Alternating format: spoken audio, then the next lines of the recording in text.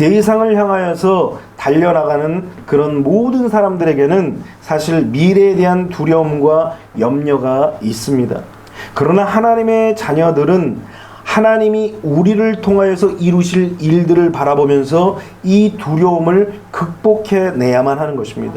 예수님께서도 십자가를 지시기 전에 제자들에게 두려움을 몰아내고 담대할 것을 당부하셨습니다. 요한복음 16장 33절에 뭐라고 말씀하십니까? 이것을 너희에게 이름은 너희로 내 안에서 평안을 누리게 하려 함이라. 세상에서는 너희가 환난을 당하나 담대하라, 내가 세상을 이기었노라 라고 말씀하십니다. 예수님께서 이제 제자들과 함께 떠나실 것을 말씀하시면서 예수님이 떠남과 동시에 세상으로부터 여러 가지 환난과 시련과 역경을 당할 것을 미리 예고하셨습니다. 그럼에도 불구하고 제자들에게 깊이 당부한 것은 무엇이냐? 홀로 있을지라도 혼자가 아니라는 거예요. 그렇기 때문에 더 이상 두려워할 것이 말고 오히려 담대하라고 말씀하십니다. 그 담대하라고 하신 이유는 예수님이 세상을 이미 이기셨다라는 거예요. 우리는 그러니까 우리의 싸움은 이겨놓고 하는 싸움이에요. 이미 이긴 싸움을 우리가 싸운다라는 거예요. 그렇기 때문에 우리가 더 이상 두려워할 것이 아니라 두려움을 극복하고 세상을 이기신 주님을 바라보면서 우리는 승리의 예감을 가지고 믿음으로 달려가야 하는 것입니다. 여러분, 사사 기드온 시대에 미디안이 침공하였습니다. 이 미디안이 13만 5천이라는 엄청난 숫자를 가지고, 이 고대의 14만 5천이라는 숫자는 엄청난 숫자예요. 이 숫자를 가지고 이스라엘을 침공하러 왔습니다. 이제 하나님께서 기드온을 부르시고 이제 전쟁의 나팔을 불게 하시면서 사람들을 딱 모았는데 13만 5천과 싸우려고 모인 숫자가 3만 2천이에요. 사실은 턱없이 부족합니다. 이때에 하나님께서 이 3만 2천 명 중에서 떠나보낸 자들이 있어요. 배제시킨 자들이 있어요. 그들이 누구냐? 바로 두려워하는 자들이었다는 거예요. 하나님께서 뭐라고 그러셨습니까? 두려워서 떠는 자들을 떠나 돌아가게 하라 그랬어요. 두려움은 전염이 돼요. 옆에서 와 깜짝 놀라서 두려워하고 염려하고 공포스러워하면 멀쩡히 있던 사람도 두려운 마음이 생겨지는 거예요. 옆에서 비명을 지르고 괴성을 지르고 소리를 지르면 멀쩡히 이제 마음을 가지고 있던 사람도 두려움과 공포를 함께 느끼는 거예요. 그래서 이 소리가 중요한 거예요. 하나님께서는 그래서 두려워 떠는 자들을 떠나가게 하신 거예요. 왜? 나머지 모든 사람들도 이 두려움에 전염되지 않도록 먼저 그들을 배제시킨 것입니다. 그렇게 해서 돌아간 사람이 2만 2천 명이에요. 그러니까 2만 2천 명이 전쟁을 수행하러 와서 두려운 마음으로, 아유 우리가 졌다, 싸우기도 전에 이미 진 거예요. 아유 우리는 이길 수 없어, 싸우기도 전에 이미 부정적인 거예요. 우리는 할 수 없어, 싸우기도 전에 이미 그들은 패배자인 것입니다. 하나님은 결코 두려워 떠는 자들과 함께 일하실 수 없는 것입니다. 그래서 두려움을 극복하고, 그래서 기민하고, 그리고 오로지 하나님의 명령에 복종하는 300명만 딱 선택한 거예요. 여러분 13만 5천 대 300명이면은 비율이 어떻게 되는지 아세요? 450대 1이에요. 450명이 한 명과 싸우는 것, 이 한 명이 450명을 이길 수 있을까요? 인간의 힘으로는 도저히 할 수 없을 것입니다. 그런데 하나님은 하실 수 있다라는 거예요.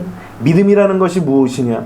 우리는 할 수 없다는 것을 인정하고 하나님께 의지하고 하나님은 할 수 있다고 믿는 거예요. 그래서 하나님은 먼저 두려움을 극복하고 이긴 자들에게 사명을 주시고 그 사명을 통하여서 수행함으로 말미암아 승리와 축복을 겸하여서 주시는 것입니다. 우리도 마찬가지예요. 먼저 두려움을 극복해내야 돼요. 두려움을 극복해내야 하나님께서 그 두려움이 사라진 마음속에 사명도 넣어주시고 그 사명을 이루어가면서 종국적으로 승리의 삶을 살고 승리의 삶을 누리게 하는 거예요. 아멘. 승리자는 반드시 전리품이 있는 거예요. 아멘. 승리자가 빈손으로 털털 맨손으로 돌아오는 일들은 아무것도 없어요. 오직 두려움을 이기고 사명을 받아서 이 험난한 세상 속에서 싸움을 수행해 나가면서 승리하는 자들에게는 반드시 전리품을 주시는 것입니다. 물론 사람들에게는 다 두려움이 있어요. 상황과 형편을 바라보면서 두려워할 수 있어요. 내게 주어진 환경이 두려운 환경, 두려운 상황, 두려운 모습일 수 있습니다. 뿐만 아니라 나의 연약함, 자신의 연약함 때문에 두려워할 수 있어요. 세상은 강한데, 다른 이 상황들은 강한데, 내가 가지고 있는 어떤 스펙이나 내가 가지고 있는 능력은 한계에 부딪혀서 두려워할 수 있더라는 것입니다. 그런데 이런 두려움을 이제 극복하려고 하지만 결코 두려움을 극복하는 것이 쉽지가 않다라는 것입니다. 오늘 본문의 여호수아, 이 주인공인 여호수아도 두려움이 있었습니다. 그 두려움은 내면에서도 있었어요. 모세의 시종이었던 그런 눈의 아들 여호수아라고 그랬어요. 그러니까 시종의 아들이에요.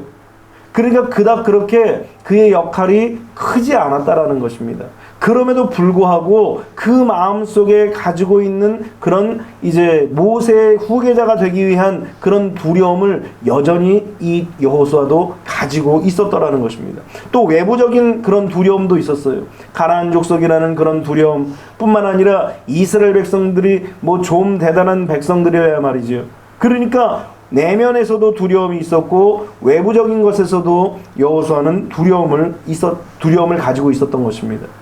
하나님은 이 여호수아의 두려움을 아셨던 거예요.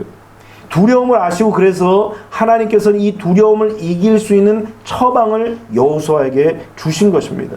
여호수아는 하나님의 처방을 받고 두려움을 극복하고 결국은 가나안 땅을 정복할 수 있었던 것입니다.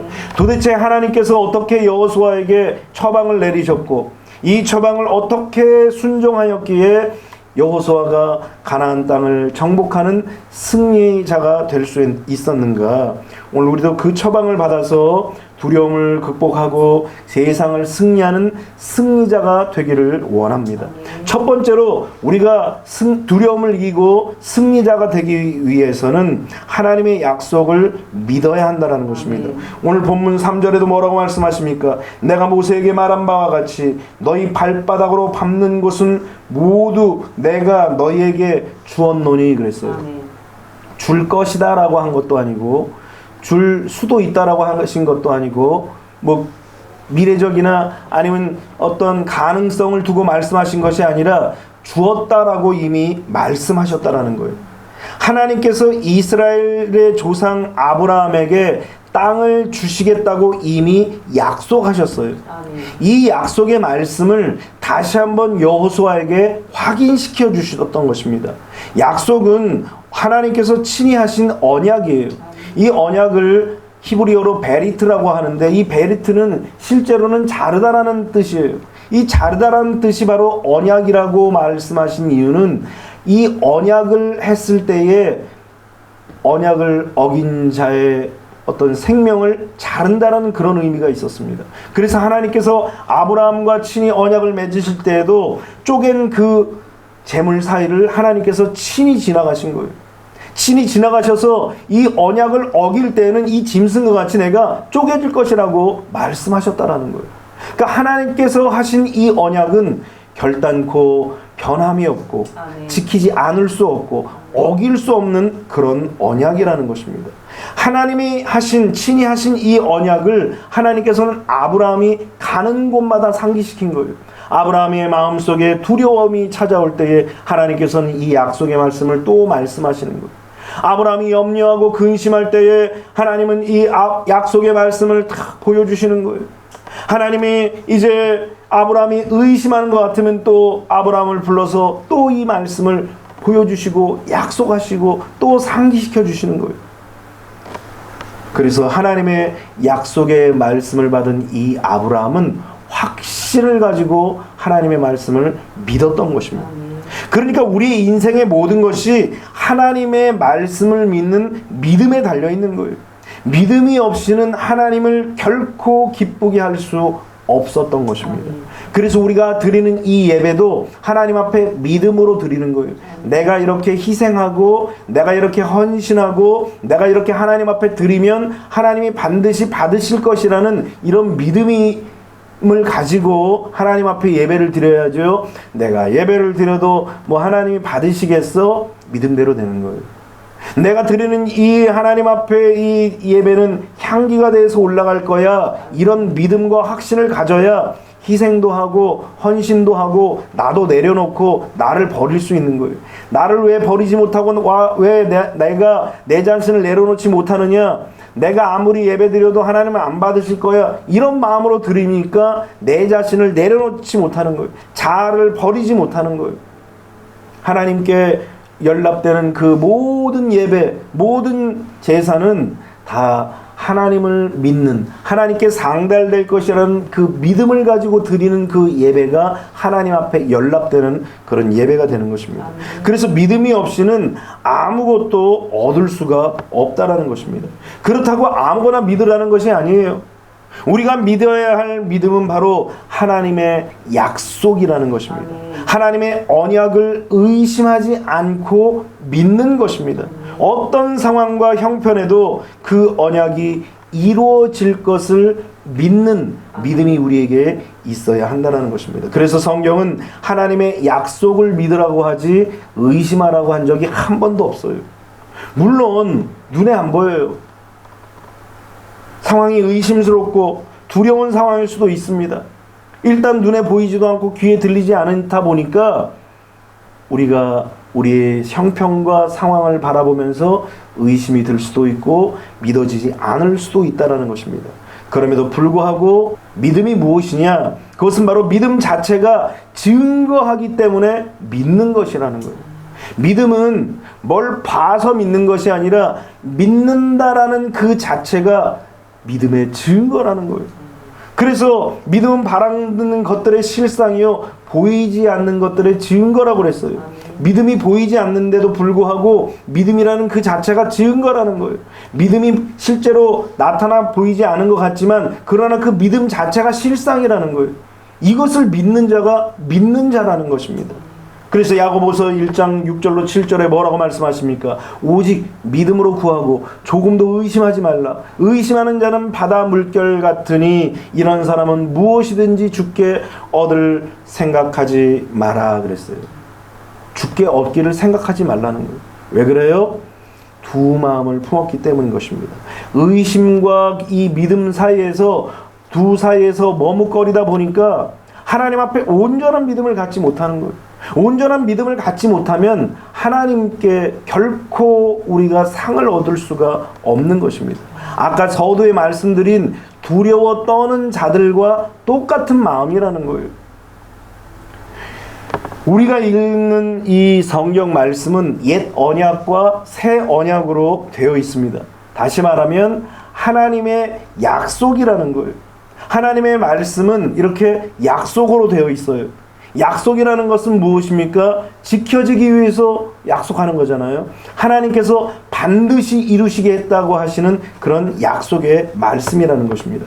그래서 하나님의 자녀라면 이 약속의 말씀을 받고 받은 말씀을 믿는 자가 하나님의 자녀라는 것입니다. 그래서 이것이 하나님의 자녀의 특권이고 의무예요. 하나님의 말씀을 받는 것이 특권이고 의무이고 또 하나님의 말씀을 받았으면 이것을 믿는 것이 하나님의 백성들의 특권이고 의무라는 것입니다. 이 확신이 없이 하나님의 자녀가 될 수 없고 하나님의 것이, 하나님의 축복이, 하나님의 은혜가, 하나님의 은총이 내 것이 결코 될 수가 없는 것입니다. 우리가 어떻게 해서 하나님의 자녀가 됐습니까? 예수 그리스도, 말씀으로, 말씀이 육신이 되신 예수 그리스도를 우리가 믿음으로 영접하고 나의 구주, 나의 하나님으로 믿음으로 말미암아 우리가 하나님의 자녀가 됐잖아요. 그러니까 모든 것이 출발이 바로 믿음인 것입니다.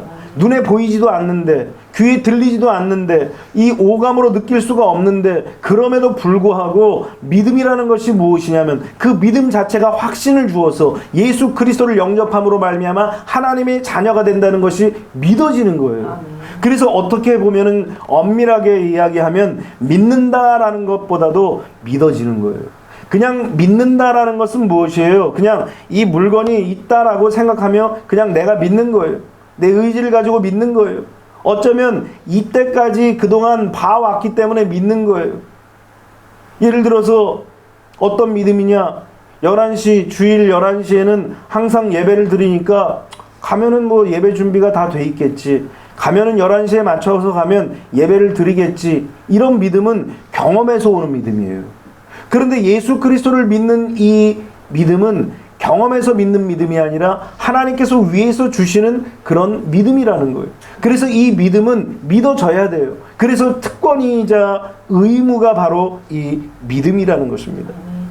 여러분, 그래서 영적인 아브라함의 자손이 되고 이 약속의 우리의 것이 되기 위해서는 반드시 우리는 믿어야만 하는 것입니다.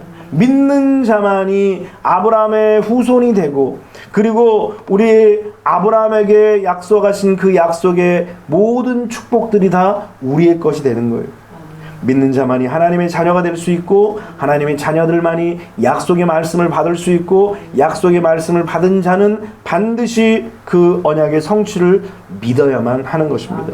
그래서 갈라디아서 3장 14절에 이는 그리스도 예수 안에서 아브라함의 복이 이방인에게 미치게 하고 또 우리로 하여금 믿음으로 말미암아 성령의 약속을 받게 하려 함이라 그랬어요. 예수 안에 있을 때에 하나님의 자녀, 또 아브라함의 후손이 될 수 있고, 또 이 사실을 믿어야만 성령께서 아브라함에게 하셨던 그 약속의 말씀을 오늘 이 시간, 이 시대에, 지금 이 자리에 우리에게 나타날 수 있다는 것입니다. 그러니까 문제는 우리가 과연 하나님의 말씀을 신뢰하느냐, 그것이 관건인 거예요. 아무리 하나님의 말씀을 우리가 들어도 그 말씀을 우리가 믿거나 신뢰하지 않는다면, 그냥 내가 의식적으로 그냥 받아들이고 인정하는 것이 아니라 실제적으로 하나님의 말씀이 우리에게 들려졌을 때 신뢰하고 믿고 우리가 확신을 갖느냐, 그것이 우리에게 문제라는 것입니다. 여러분, 인생을 살다 보면은 우리는 수많은 사람을 만나게 됩니다. 그 수많은 사람을 만나게 되는데 신실한 사람을 만날 때가 있어요. 좋은 사람을 만나는 것은 굉장히 큰 축복입니다. 오늘 여러분들에게 만남의 축복의 역사가 일어나시기를 주님의 이름으로 축원합니다. 만나는 사람마다 신실한 사람을 만난다면 얼마나 큰 하나님의 축복인지 몰라요. 누가 그러면 좋은 사람이냐? 바로 신실한 사람이고 변함없는 사람이 바로 좋은 사람이라는 것입니다. 그런데 사람은 좋은데 능력이 없는 사람은 약속을 지키고 싶어도 지킬 수가 없어요. 사람은 참 좋아요. 그래서 신실하고 또 끈기도 있고 또 변함도 없어요. 그런데 능력이 없다 보니까 그 지킬 수 있는 힘이 없는 것입니다. 또 어떤 사람은 아주 능력이 있어요. 하는 것마다 뭐 다 해냅니다. 그런데 사람이 좋지 못해요. 신실하지 못하다라는 거예요. 불성실하다라는 거예요. 그러니까 약속을 밥 먹듯이 어기는 거예요. 거짓말을 입에 달고 사는 사람들도 있습니다. 좋게 얘기하면 꿈이 큰 거고 나쁘게 얘기하면 뻥이 센 거예요. 그런 사람들도 있어요. 그러니까 결국은 이래저래 약속을 지킬 수가 없다라는 거예요. 지금 우리가 지금 사는 이 세상의 모습이 바로 그와 같다라는 거예요. 어떤 사람은 신실하지만 능력이 없어서 약속을 지키지 못할 때도 있고, 어떤 사람은 능력이 있지만 신실하지 못하여서 거짓말하고 밥 먹듯이 어기는 사람도 있어요. 그러니까 결국 이 세상에서는 약속을 이루고 성취할 사람들이 아무도 없다라는 것입니다. 그런데 하나님은 어떤 분이십니까? 하나님은 신실하신데 능력까지 있으셔요. 그래서 하나님을 우리는 뭐라고 부르냐? 위대하신 분이라고 우리는 고백하는 거예요. 그냥 위대하신 분이라고 이야기하는 것이 아니라 신실하시면서 능력이 많으시기 때문에 우리가 하나님을 부를 때 위대하신 분이라고 얘기하는 거예요. 위대하신 분이시기 때문에 하나님께서 직접 하신 그 언약의 말씀을 반드시 이루신다라는 거예요. 신실하신 분이시기 때문에 언약을 이루시고 또 능력이 많으시기 때문에 그 언약을 또한 이루실 수 있는 것입니다. 그래서 우리는 전능하신 하나님을 바라보면서 예수님이 하셨던 그 말씀을 늘 머릿속에 가지고 있어야 돼요. 우리의 불신의 마음, 연약한 마음, 의심하는 그 마음들을 물리치고 예수님께서 하셨던 그 말씀처럼 할 수 있거든이 무슨 말이냐? 믿는 자에게 능히 하지 못할 일이 없니라고 하셨던 그 주님의 말씀을 우리의 가슴 속에 늘 새겨야 돼요. 그래서 어려운 일, 시련의 일, 역경스러운 일들, 그래서 우리 앞에 칠흑같이 캄캄하고 어두운 일들이 발견되어지고 밝혀졌을 때에, 우리 앞에 막 펼쳐져 있을 때에 더 이상 두려워하거나 염려하는 것이 아니라 할 수 있거든이 무슨 말이냐? 믿는 자에게 능치 못할 일이 없다는 사실을 이제 우리가 늘 고백하면서 신실하신 하나님, 또 능력이 많으신 하나님, 위대하신 하나님을 바라보며 그 하나님을 믿고 믿음으로 달려나가면 반드시 두려움을 이기고 놀라운 일들을 우리는 성취할 수 있게 되는 것입니다. 이런 하나님의 약속을 믿으시기를 주님의 이름으로 축원합니다. 두 번째는 구체적인 말씀을 듣고 온전히 따라가라는 것입니다. 4절 말씀을 보니까 곧 광야와 이 레바논에서부터 큰 강 곧 유브라데 강까지 해쪽 속의 온 땅과 또 해지는 쪽 대해까지 너희의 영토가 되리라. 여러분, 하나님께서 말씀하실 때는 구체적으로 말씀하셔요. 그냥 땅 줄게, 어디요? 아유, 땅 줄 테니까 그냥 가봐, 그렇게 말씀하지 않으셨어요. 분명하게 어디서부터 어디까지, 어느 땅은 너희들 땅이 아니다, 너희들은 그곳에서 지나갈 때에 물도 사 먹어라, 양식도 사 먹어라, 그곳은 너희 땅이 아니다, 하나님께서 그렇게 분명히 말씀하셨습니다. 그런데 오늘 여호수아에게 하신 이 말씀은 분명하게 우리가 거주할 땅, 우리가 정복할 땅, 우리가 복을 얻을 땅, 우리가 누려할 땅이 어딘지를 확실히 점을 찍어주면서 그것을 점령하도록 구체적으로 말씀하셨다라는 거예요. 하나님의 약속의 말씀은 그저 두리뭉실하게 구렁이가 담 넘어가듯이 그렇게 얘기하지 않아요. 여러분, 구렁이 담 넘어가듯이 두리뭉실하게 얘기하는 사람들은 결코 신뢰할 만한 사실 그 말이 아닙니다. 뭐 우리가 예를 들어서 그런 얘기를 많이 합니다. 잘 될 거야, 꿈은 이루어질 거야, 성공할 거야. 사람들이 그런 이야기를 들으면 되게 좋아해요. 긍정적으로 얘기해서 되게 좋아합니다. 그런데 여러분들, 이게 긍정적이고 낙관적인 것 같아도 너무나 모호하고 막연한 거예요. 잘 될 거야. 뭐 언젠간 잘 될 수도 있겠죠. 그러나 그 속에는 뭐가 담겨 있어요? 안 될 수도 있다, 이 얘기를 하는 거예요. 꿈은 이루어질 거야. 이 뒷면에 그늘진 이 그림자에는 뭐가 있습니까? 안 이루어질 수도 있다. 성공할 거야. 실패할 수도 있다는 그런 의미를 담고 있는 거예요. 그런데 하나님의 말씀은 결코 그렇게 두리뭉실하게 말씀하지 않았습니다. 하나님의 말씀은 살아있고 활력이 있다라고 말씀하십니다. 살아있고 활력이 있는 그 말씀은 정확하게 어떻게, 어디에서 무엇을, 어떤 일들을 행하실지를 분명하게 말씀하시면서 혼과 영과 관절과 골수를 찔러 쪼갠다라고까지 분명하게 하나님의 말씀은 우리에게 그 영역을 가르쳐 주시는 거예요. 심지어 마음과 생각까지 판단하신다라고 말씀하신 거예요. 그러니까 하나님의 말씀은 어떤 부분을 우리에게 만져주실지, 어떻게 우리를 바꾸시고 어떻게 우리를 변화시킬지를 하나님은 분명하고 명확하게 이미 우리에게 말씀하셨다라는 거예요. 우리에게 주시는 그 말씀도 마찬가지예요. 우리가 무엇을 바꾸어야 하고 무엇을 변화시켜야 하고 어떤 말씀을 받아야 하고 어떻게 따라가야 하는지를 하나님의 말씀이 분명하게 우리에게 제시하고 있는 것입니다. 그래서 우리는 하나님의 말씀이 우리에게 들려질 때에 한 귀로 듣고 한 귀로 흘려보내서는 절대 아닙니다. 안 되는 거예요.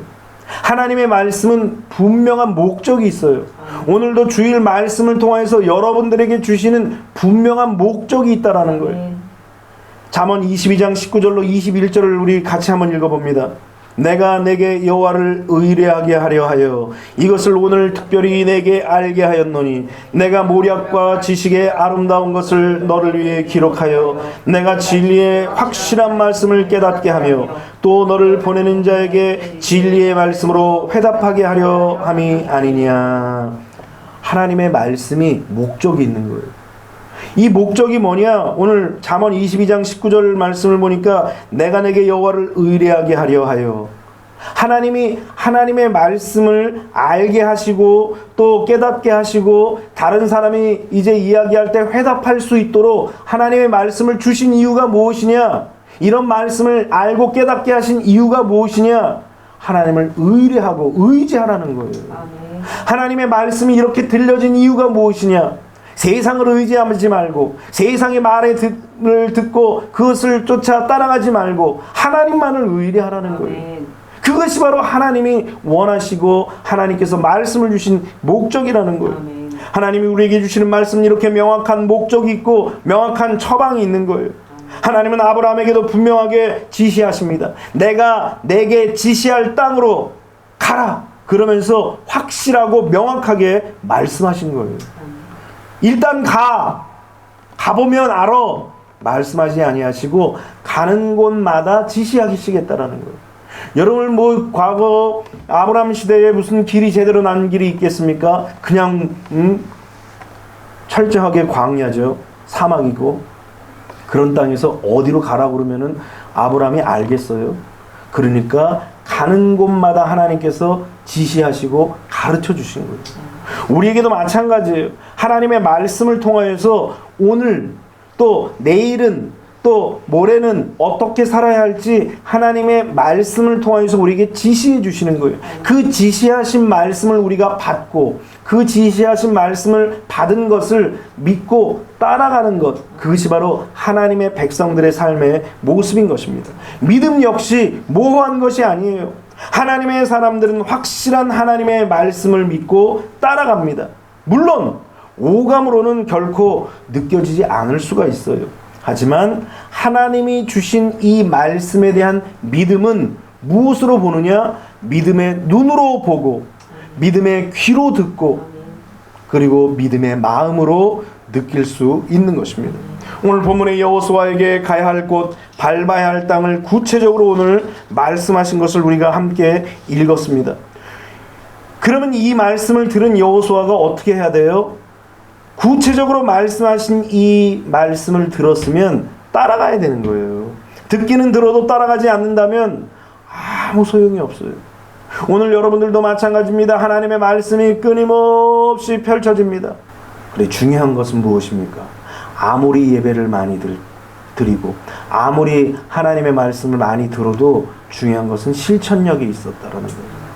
이사야서 6장 9절에 보면 여호와께서 이르시되 가서 이 백성에게 이르기를 너희가 듣기는 들어도 깨닫지 못할 것이요 보기는 보아도 알지 못하리라 하여. 이사야가 하나님의 말씀을 받아가지고 이스라엘 백성들에게 아무리 증거를 했는데도 하나님의 말씀이 귀가 있으니까 들리긴 하겠죠. 그런데 듣기는 들어도 절대로 깨닫지 못한다는 거예요. 눈이 있으니까 하나님 살아계심을 이렇게 보긴 봐요. 아이고 하나님 살아계시네. 아이고 그런가 보네. 하나님이 역사하시네. 일을 하시기는 하시네. 이렇게 보기는 봐도 결단코 알지를 못하는 거예요. 이 안다라는 말은 무엇이냐면 내가 체험해서 아는 거예요. 다른 사람이 되어지는 일들은 보기는 보는데 내가 체험하는 게 없다라는 거예요. 마치 이스라엘의 이 어려운 경제가 찾아와서 막 사람을 먹었잖아요. 인육을 먹는 그런 어려운 상황까지 처해졌습니다. 그런데 이 군대 장관이 하늘의 창을 연들 하나님이신들 이런 일을 할 수 있냐? 이렇게 얘기하자 엘리사가 뭐라고 얘기합니까? 네가 보기는 봐도 절대로 먹지 못할 것이다. 여러분, 하나님 앞에 말씀을 받은 자가 믿음이 없으면 그 믿음으로 실천하지 않으면 보기는 봐요. 듣기는 들어요. 그러나 그것이 내 거가 될 수가 없다라는 거예요. 왜 그렇습니까? 믿음으로 따라가는 실천력이 없기 때문인 것입니다. 제가 가인의 이야기를 많이 드렸잖아요. 하나님의 음성을 들었음에도 불구하고 결코 따라가지 않고 순종하지 않음으로 말미암아 하나님의 음성이 그야말로 무색해져 버린 거예요.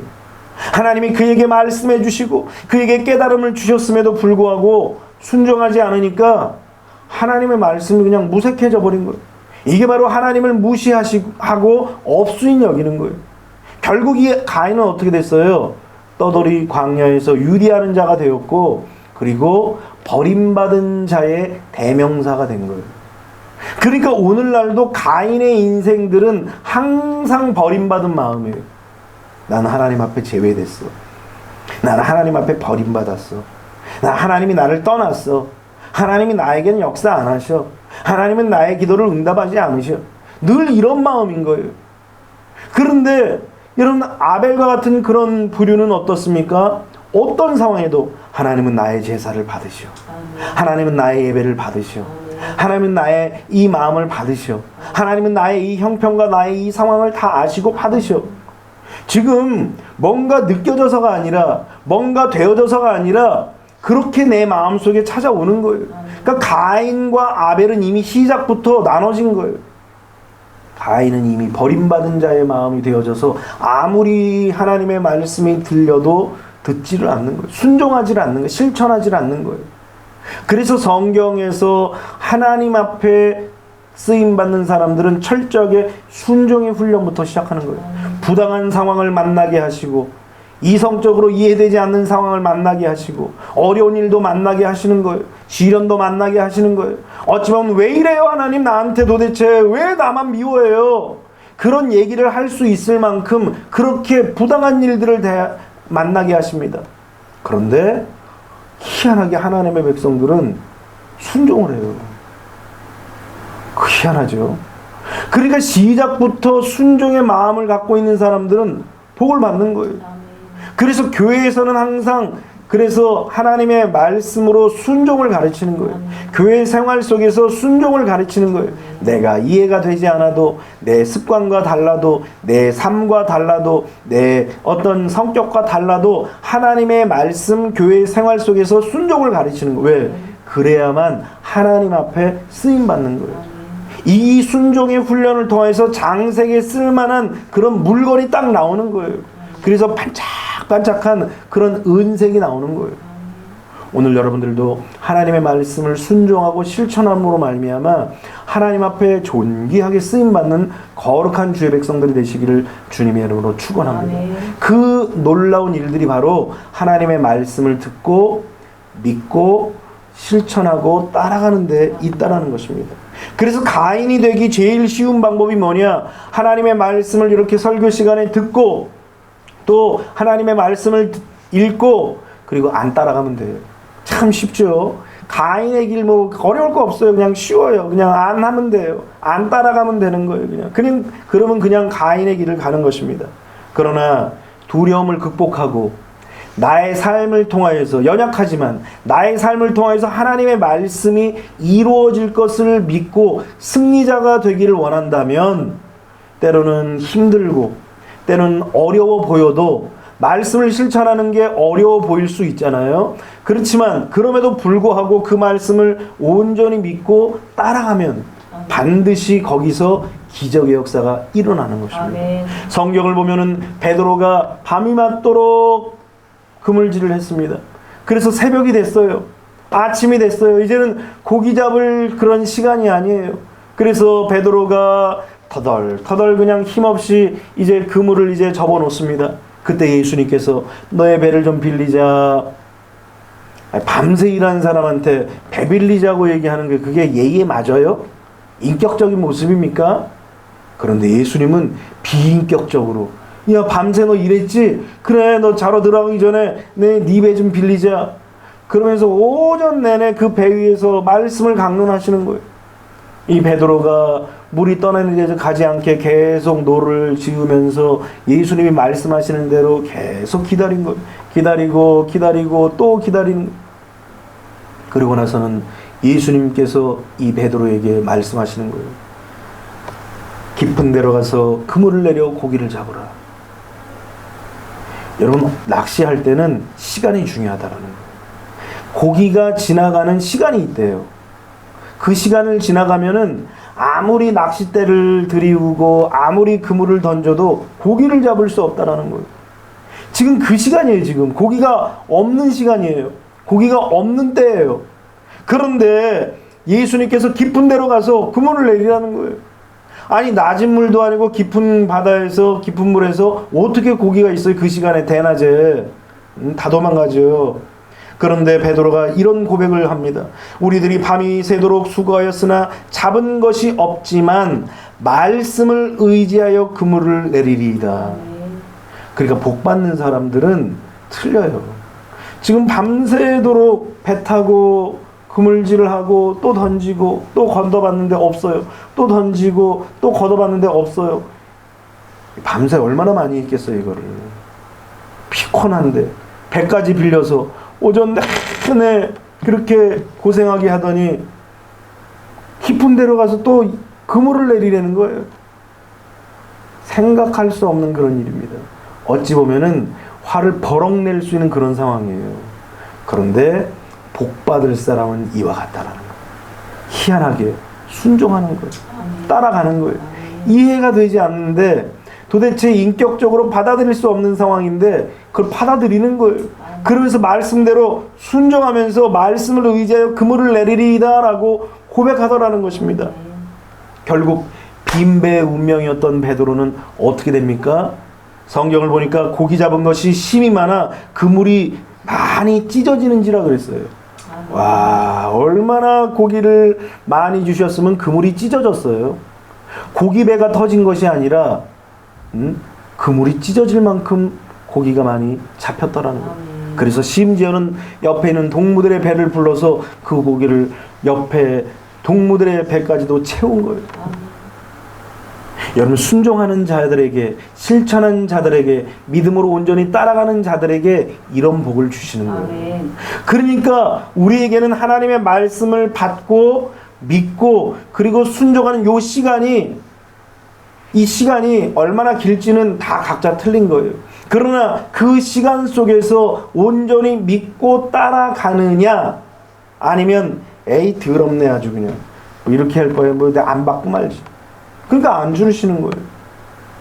그 실천하는 그 순간까지 하나님의 말씀을 믿고 따라가는 수고와 애씀이 있어야만 하나님의 놀라운 축복의 역사가 이루어지는 것입니다. 말씀을 따라가지 않으면 아무것도 채울 수 없는 찢어진 구멍난 인생이지만, 그러나 주님의 구체적인 말씀을 믿고 따라가면 좁아 터진 내 인생이 찢어질 정도로 풍성한 축복을 받게 되는 거예요. 아멘. 말씀을 순종하지 않아도 찢어져요. 그러니까 구멍 나서 아무리 채워도 채울 수 없는 그런 인생이 되지만, 순종하고 따라가면 내 좁아 터진 그 운명, 복받을 수 없는 그런 운명이 찢어져서 입구가 찢어져 가지고 완전히 흐르고 넘치는 그런 축복의 역사가 나타난다는 것입니다. 그러므로 하나님의 말씀을 우리는 따라가야 되는 것입니다. 본문의 여호수아에게도 7절 8절에 하나님이 뭐라고 말씀하십니까? 오직 강하고 극히 담대하여 나의 종 모세가 내게 명령한 그 율법을 다 지켜 행하고 우로나 좌로나 치우치지 말라. 그리하면 어디로 가든지 뭐하리라? 형통하리니 이 율법책을 내 입에서 떠나지 말게 하며 주야로 그것을 묵상하며 그 안에 기록된 대로 다 지켜 행하라. 그리하면 내 길이 평탄하게 될 것이며 내가 형통하리라. 아멘. 여러분들의 인생이 평탄해지고 아멘. 형통하기 위해서는 반드시 하나님의 그 말씀하신 구체적인 말씀을 믿고 따라가야 됩니다. 아멘. 그러면 하나님이 이런 형통의 복을 주시는 것입니다. 아멘. 이 사실을 꼭 믿고 믿음으로 순종하고 달려가는 거룩한 주의 백성들이 되시기를 주님의 이름으로 축원합니다. 아멘. 기도하겠습니다. 사랑이 많으시고 자비로우신 아버지,